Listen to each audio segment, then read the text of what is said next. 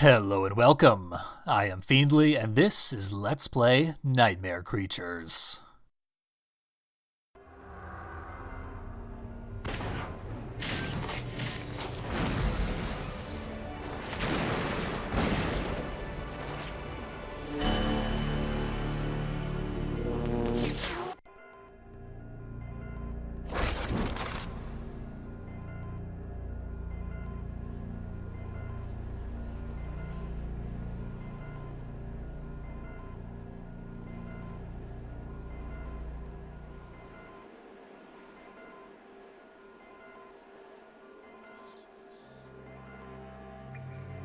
He works alone, his hands defiling the bodies of the dead in his thirst for knowledge and power.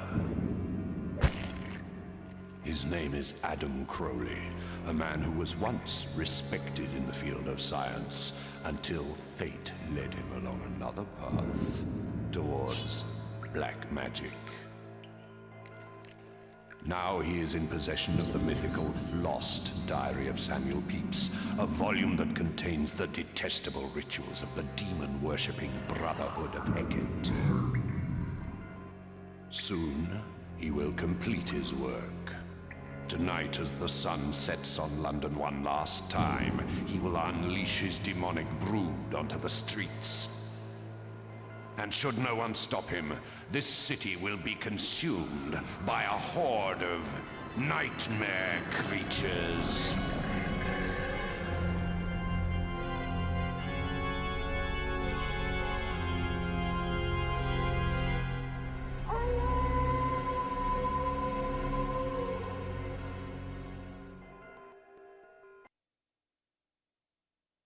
Ah, boy, I'm just so sick of all these nightmare creatures. I did quite like that spooky intro, though. Very much reminded me of the moody intro to the original Diablo. All in service of a game that is virtually unplayable in this day and age. A lot of people have fond memories of nightmare creatures, and I'm here to shatter them. But I'm going to make it as easy on myself as possible. The game defaults to hard difficulty, which is a cruel trick. Always be sure to correct that. It does provide two options of characters. Ignatius is more defensive and therefore better for beginning players. I prefer Nadia, the sword-wielding glass cannon. And it's off to the streets of London to end some monster lives. The basic premise is that it is 1834. We've been summoned to London to combat an outbreak of a certain plague that is turning the citizens of London into hideous monsters. You may recognize this as the plot of Bloodborne, but Nightmare Creatures did it first. We're immediately assaulted by a zombie, a once-living resident of Chelsea. Now he may rest. Or perhaps not. No, he's dead. Despite that grunting. Now we got some advice on combos to try on future enemies. That's nice of them, as we loot this storefront, which is, you can barely read, called Winter Day. I wonder what they sell. Oh, the zombie is getting back up. Truly the stuff of nightmares. Not too much else to see here, and it seems like they've blocked off the main entrance to the city, presumably to quarantine the plague outbreak. But a werewolf has allowed us access to another area, so first let's check out some controls. We've got more than just the sword swing. We can sidestep enemies, we can block them, and we can jump. We can also do kick attacks in addition to our sword attacks. Fairly simple controls, similar to a fighting game, but as you can imagine, 3D fighting games are pretty terrible, and the controls here are also pretty bad. We collected some orbs, which we can use to recover our health, slightly. That zombie's getting back up again. And getting in some retaliatory strikes. What we need to do is one of those spinning attacks. That'll put him down for good. Leave him in that classic, notorious John Dillinger death pose. So he's good and defeated, and that leaves everyone in the upper area that we started in completely dealt with. So we're going into some sort of dungeon? Do these just exist on the side streets of London? I don't know. Maybe they did in 1834. But this dungeon has a secret panel containing more werewolves. Our spinning attack didn't seem to chop him to pieces, which is disappointing. It seems our sword is not yet good enough to cut through the flesh of non-rotting enemies. But don't worry, it'll get there. Gotta solve another puzzle by smacking a switch. Now we need to do a little backtracking, so I will direct your attention to the blue vial above our health bar. That's the adrenaline meter. In coming to London, our heroes have been infected with the disease that has transformed everybody. And in order to stave off its effects, they need to keep their adrenaline up. Turns out the disease is the Chinese shit from Crank. We can maintain our adrenaline by engaging in combat and completely refill our bar every time we kill an enemy. Should it ever empty out completely, our health will start to drain until we die. So that's about the size of that mechanic. For now, we've got a Skull and Crossbones video game barrel, which we can explode to gain access to the graveyard. Here lies another jump scare wolf, and tons of zombies that we do not have to deal with because they won't give chase. Now you may notice that the adrenaline meter barely has moved this entire level. It only ticks down about once a minute in this introductory stage. That will change drastically in all upcoming levels. It's also disabled entirely in all demo versions of this game because they did not want you to know it existed. It's not a very good mechanic. Over here we've got a terrifying gargoyle. Be ready for an ambush. You don't fool me, evil statue. I guess I was just a werewolf hiding behind it. That's a wasted opportunity. I guess they're not doing living statue scares in this game? There's a living statue scare right over here. Okay. This game is maybe not perfect in every way. And over here, behind this insurmountable fence, is a glowing heart. Perhaps we would want to go collect that. But the fence is impenetrable. Luckily, just the one living statue scare. That one's not coming to life. But that one is. A bit arbitrary, but we've learned the rules now, I suppose. Trust no one. Ah, and we've got another zombie. But no longer. That was a blue jean zombie. Different from the black pants zombies we've seen before. They're a little more defensive. But we caught him unaware, dispatched him very easily, which allows us access to the end of the level where we can view our report card. The end is in the beginning, and yet you go on. Prepare to die in Spitalfield. Our foe, Adam Crowley, has left us a note, taunting us and warning us of our fate if we continue our pursuit. But we can't just turn back, because another element of this game's plot is that Nadia's father was slain by Adam Crowley, and she seeks revenge. So we will be carrying on to Spitalfield, but not quite yet, because this is not the version of the game that I'm nostalgic for. I originally played the Nintendo 64 version. It was released a full year after the PlayStation version, and the developers took a lot of feedback into consideration during the porting process. We've got the dual characters, and we've only had such a small taste of the gameplay so far that I wanted to replay the first level again in the other version. This is technically redundant, but if you'll join me, I assure you'll see why I thought it was so valuable to show this off.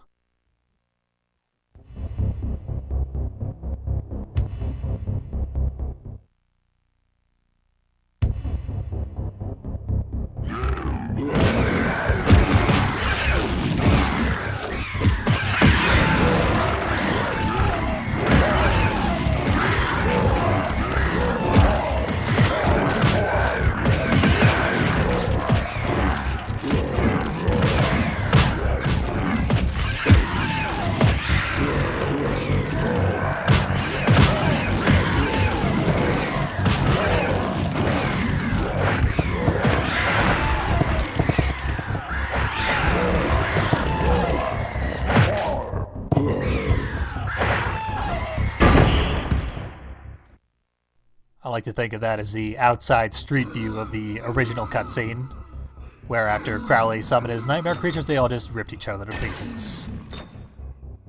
Now before we get into the gameplay, we gotta fix the menu. The game is very, very dark. Not only did I have to max out the brightness, I also had to change the brightness in editing. But the difficulty now defaults to easy, and we can turn the adrenaline meter off. Excellent. Gonna play as Ignatius, of course.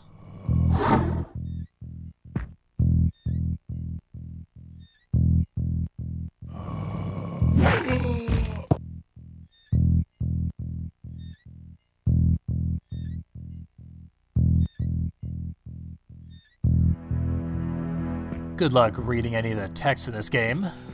It always scrolls across that very narrow portion of the screen, making it very hard to read. But that is how the entire story is presented in this version, because I had to remove all the cutscenes and voice acting. On the bright side, the visuals are much cleaner. Winter Day has never looked better.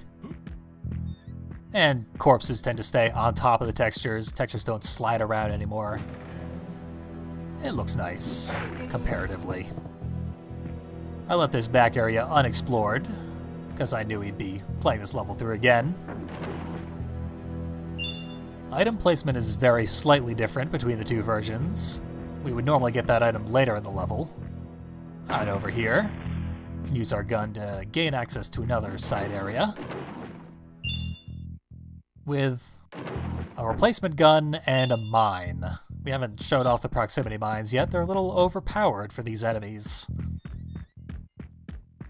And it's always wise to conserve your items. Items are a finite resource, and we'll be needing them as the game gets much, much more difficult.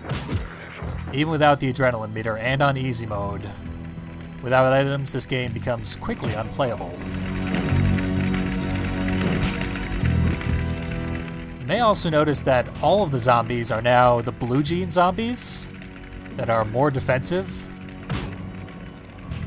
I'm not sure they're all actually the blue gene AI pattern from the PlayStation version, or if they just only have one character model now. Seems to be that they're all the more defensive variant, though. We didn't use the gun on enemies last time, but you can see it has a dismemberment effect that shot that werewolf's head clean off. Very satisfying. It's a shame it's such a limited resource, like all the items. And that solves that puzzle again, so we just gotta leave. I don't want to walk out of here, I'd rather limbo out. Yeah, how low can you go, Ignatius? So this is a glitch that the N64 has. If you jump and do an attack and continue moving forward when you land, the top half of your character model will shatter into a random shape.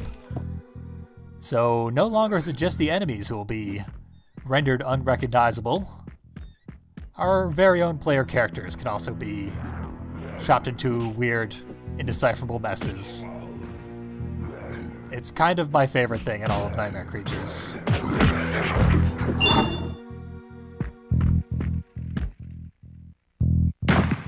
But unfortunately, the rest of this level does have to progress as normal.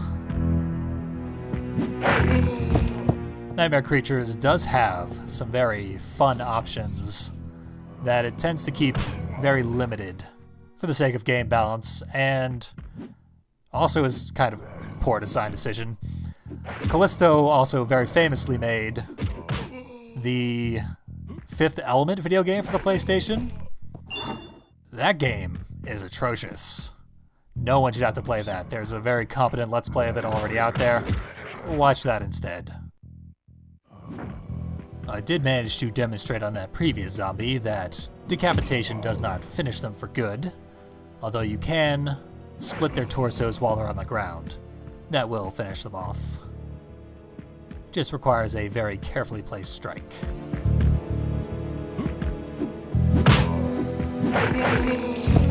Now, I didn't do a jumping or spinning attack on that guy, and he still fell apart. Because we have certain combos that will dismember any enemy they hit, including werewolves. Didn't seem like a very special combo, but in fact it is. I'll be be seeing me demo it a few more times here.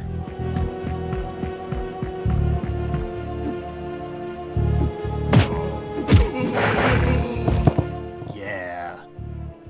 The dismemberment mechanic in this game is very satisfying. Hasn't really been matched or even attempted in most modern games, which is strange.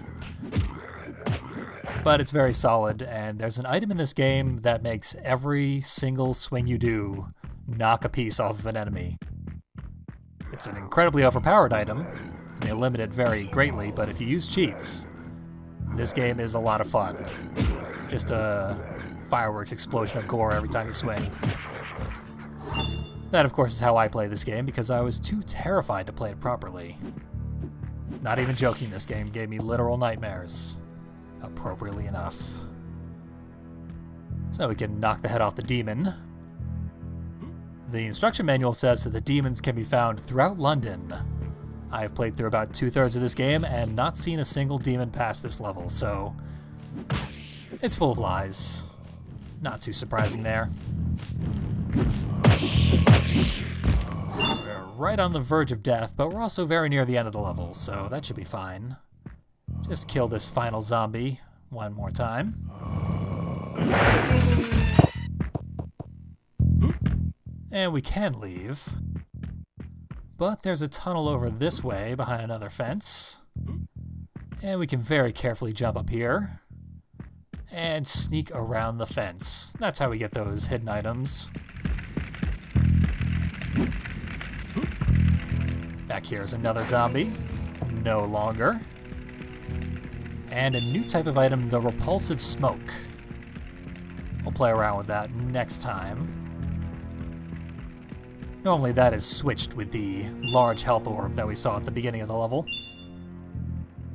Now, unfortunately we can't jump out behind these boxes. That would be too easy, but we can smash ourselves to bits again. That's always fun. Yeah, that's a pretty good transformation. We'll take that out of here. And this slightly awkward victory lap will take us back to the exit of the level.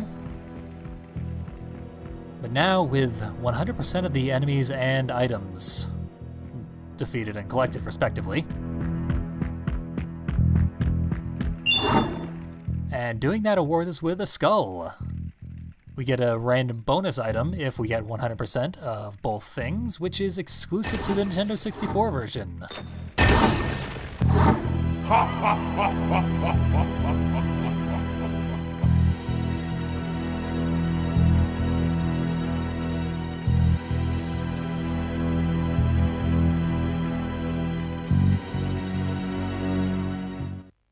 Same basic ending to the level though. Ignatius will also be carrying on to Spitalfield, although we won't be seeing it. We'll be exclusively focusing on Nadia next time, and we'll be switching back and forth between the characters and versions for each level. And lest we forget about Nadia, I did perform the character model glitch with her as well. So I will leave you with a sample of that, and see you next time in Spitalfield.